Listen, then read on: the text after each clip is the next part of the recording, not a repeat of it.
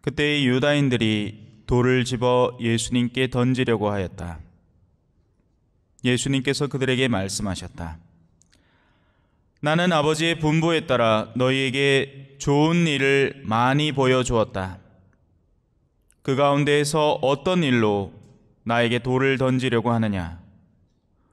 유다인들이 예수님께 좋은 일을 하였기 때문이 아니라 하느님을 모독하였기 때문에 당신에게 돌을 던지려는 것이오. 당신은 사람이면서 하느님으로 자처하고 있어 하고 대답하자 예수님께서 그들에게 말씀하셨다.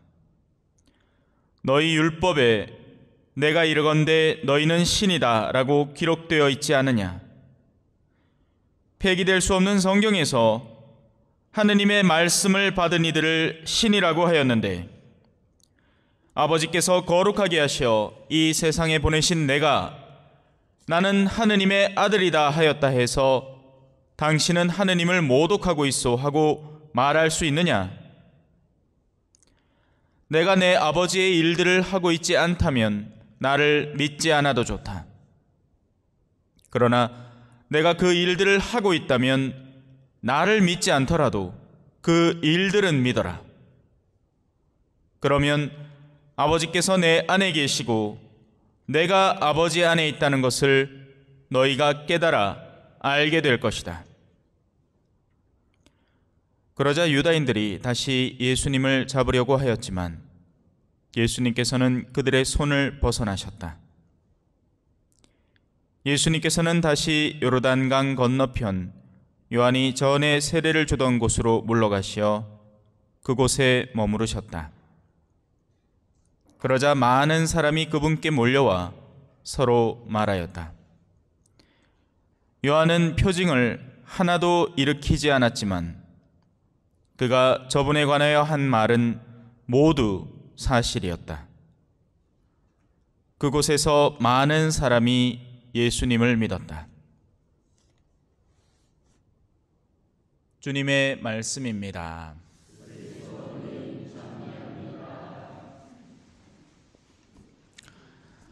찬미 예수님, 오늘 우리 두 꼬맹이가 왔네. 반가워. 그래요. 성당이 환해집니다. 자들이 온 게. 자, 어제는 저는 서울을 다녀왔어요. 당산동 성당이라고 우리나라에서 한 몇 번째, 서울교구에서 몇 번째 가는 성당이라고 하더라고요. 그러니까 막 성당이 막 어리어리합니다. 막 엄청나더라고. 가끔씩 그런데 가서 이 특강을 해보면 내가 열심히 살고 있구나 하는 걸 느끼게 됩니다. 왜냐하면 여기서는 못 느끼잖아요. 그죠?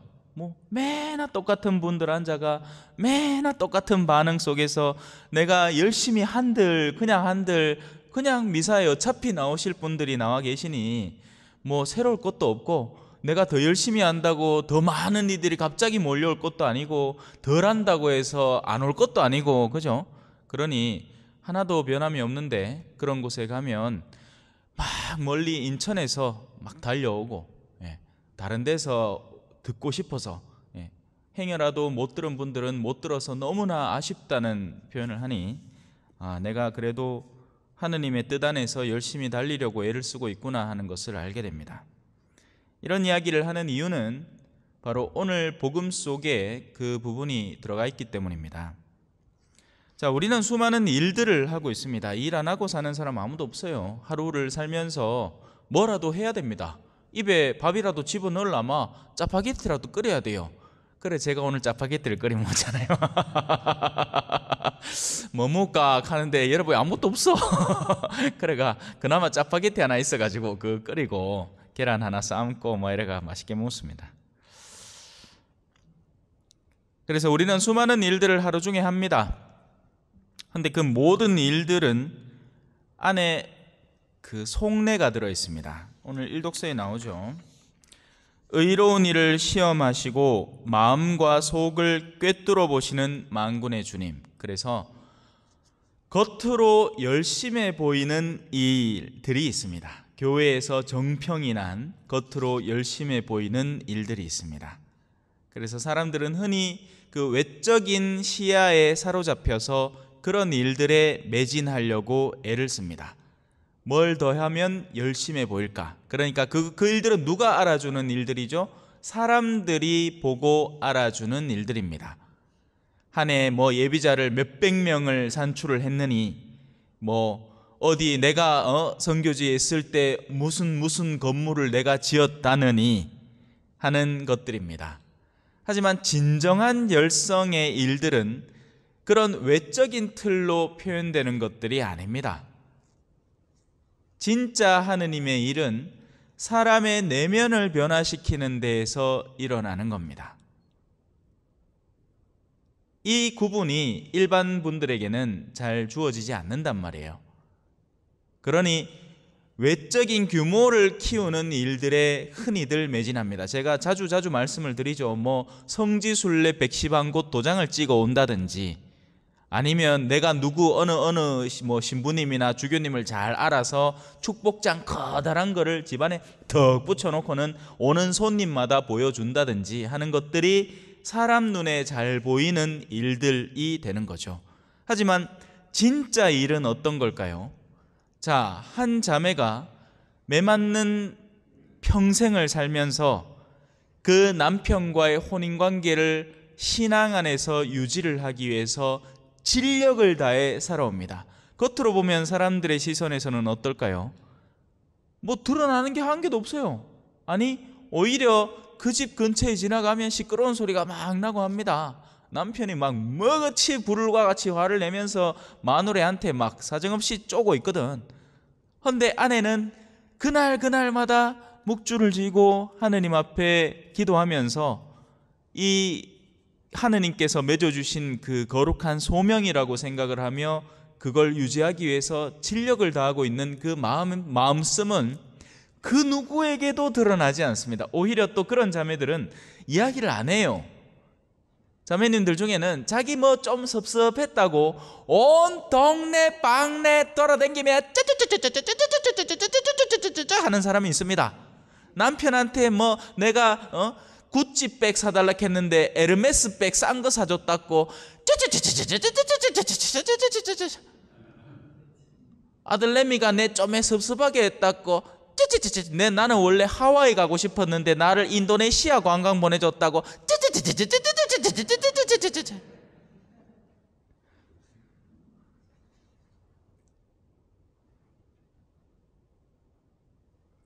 그래서 하느님의 일은 눈에 드러나는 사건들로 보이지 않고 내면에 숨어 있는 겁니다. 근데 그 숨은 일도 보시는 하느님의 시선을 갖춘 이라면 그 숨은 영역도 꺼내 볼 수 있는 거예요. 오늘 복음에서 사람들은 예수님을 죽이려고 하죠. 그런데 예수님은 그들을 보듬어 안으려고 합니다. 껍데기로만 보면 두 사람이 싸우는 듯한 인상을 보이지만 한 사람은 다른 사람을 죽이려는 입장이고 다른 사람은 내가 죽더라도 너희가 살아라라는 입장 안에서 부딪히고 있는 겁니다. 모든 싸움이 동등한 선에서 싸우고 있는 게 아니란 말이에요. 한 사람은 그들을 살리려고 싸우고 있는 중이고 다른 측은 그를 죽이려고 드는 겁니다. 이런 내면의 싸움의 레벨은 보이지 않는단 말이에요. 그 안타까움.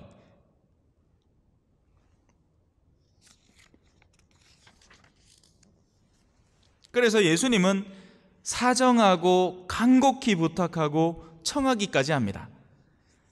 야, 나는 안 믿어도 된다. 근데 내가 하는 일들의 결과물들을 너희는 목도하고 있고 그 일들의 좋음을 믿어줄 수 있지 않느냐.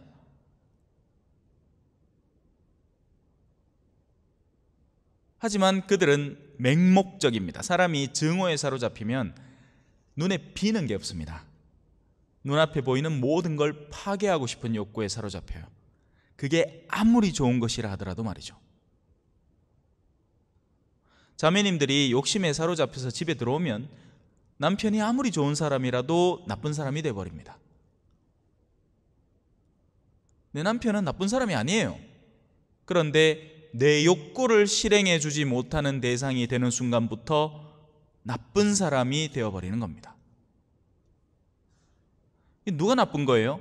그 자매의 마음이 뒤틀려 있는 거죠.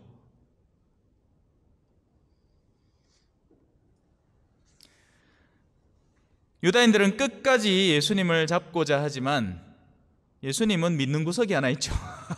하느님입니다. 그죠? 예. 하느님은 그들의 손에 놀아나게 두지 않습니다. 당신의 소중한 외아들을. 물론 때가 되면 하느님이 넘겨주는 거예요. 예수님은 순환을 피할 수 있었죠. 예수님은 다 알고 있었습니다. 그죠? 누가 착한 앤지 누가 배신자인지 유다 이스카리옷이 넘길 걸 알고 있었죠. 그죠?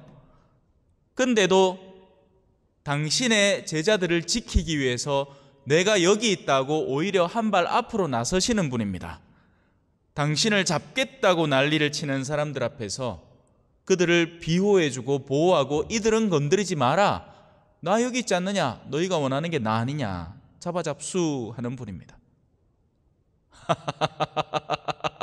그런 마음들을 우리는 좀처럼 이해를 못합니다. 왜? 우리는 시련이 다가오면 도망가고 싶은 거지. 그래서 아무리 좋은 시련조차도 도망가 버리는 것이 우리의 일상인데, 당신은 악인들의 회개를 위해서, 그들의 구원을 위해서 나오시는 분이니 세상은 그런 사람을 본 적이 없거든요.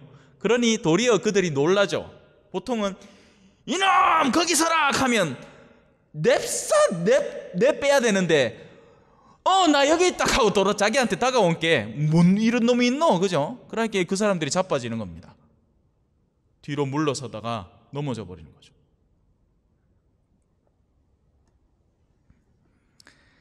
예수님은 어디를 갔을까요? 예수님은 세례자 요한의 절친입니다.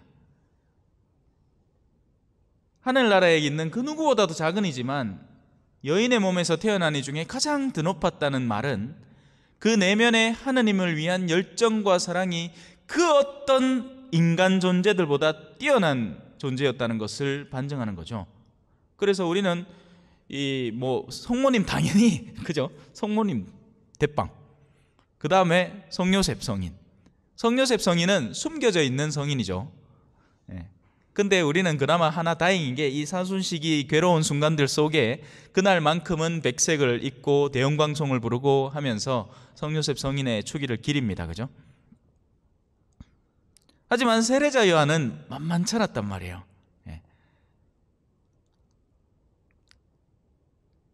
그래서 요한이 전에 세례를 주던 곳으로 갑니다. 왜요? 왜 그랬을까요? 거기에는 믿음 때문에 촉촉해진 영혼들이 있었기 때문에 그래요. 그것이 예수님께는 쉬는 곳이란 말입니다.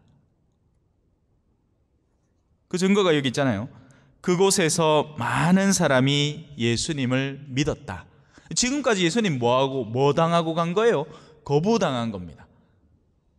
당신이 하는 모든 말, 모든 노력, 모든 애씀이 유다인들에게는 거부의 대상이었던 거예요. 의심의 대상이었고 못 믿었던 거죠. 그런데 이제 예수님은 그런 애씀과 노력을 멈추고 정작 그들이 거의 쫓아내다시피 나오셨죠. 돌을 던지고 죽이려고 했으니까.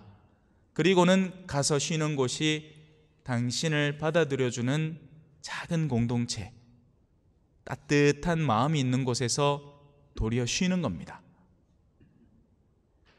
자, 거기서 쉰다라는 말은, 그럼 거기서 예수님은 막 옆에서 막 무소리들이 마마 저의 부채 짓을 받으옵소서 하면서 막 이래 이 야자 음료 한 잔 딱 따라 놓고 막 선글라스 끼고 막 시가 한 대 피면서 그러시는 거예요? 아니에요. 거기서는 더 열정적으로 일을 합니다. 하지만 그 열정적인 노력의 쏟음이 수용되는 모습을 보면서 오히려 당신은 쉬는 거죠.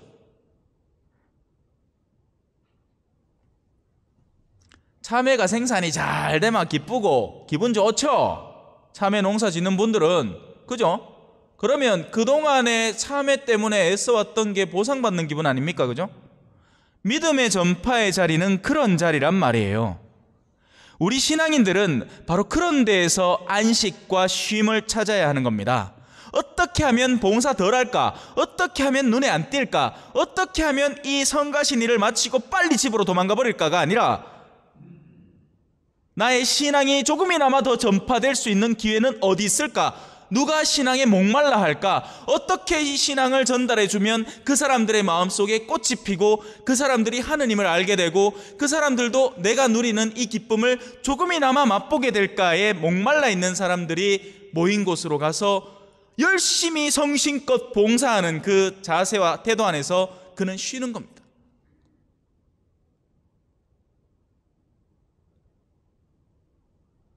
그러나 영적인 어린아이들이 너무 많아요. 좋은 일을 시키려면 자기들 죽이는 줄 알고 돌을 던지는 유다인들.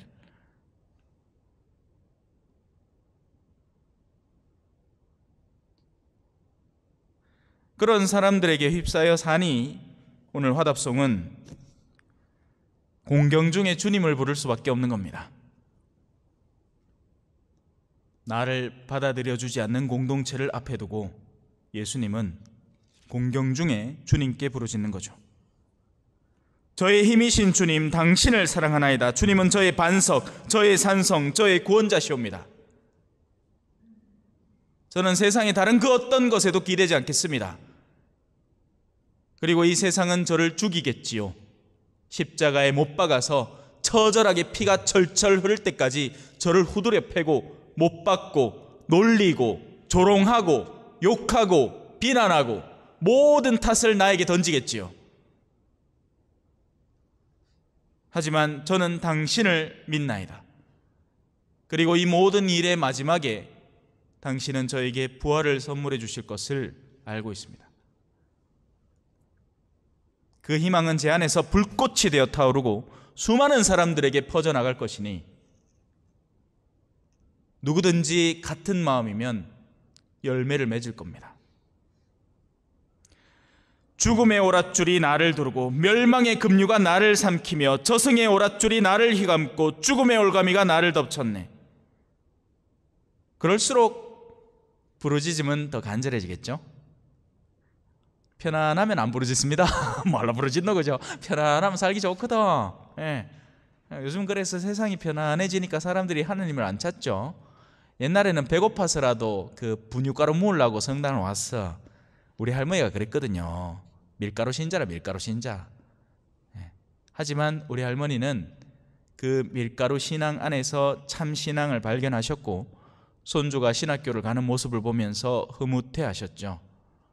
그리고 지금 하늘나라에서는 사제로서 정말 열심히 살아가는 손주에게서 뿜어져 나오는 수많은 은총의 손길들이 많은 영혼들을 촉촉히 만들고 그들을 구원의 여정으로 이끈다는 것을 알면서 얼마나 더 기뻐하시겠습니까? 다른 선물이 있는 게 아니에요. 내가 하느님 안에서 성실히 사는 게 세상을 떠난 이에게는 가장 큰 선물이 됩니다. 공경 중에 나 주님 부르고 하느님께 도움 청하였더니 당신 성전에서 내 목소리 들으셨네. 부르짖는 내 소리 그분 귀에 다다랐네. 아멘.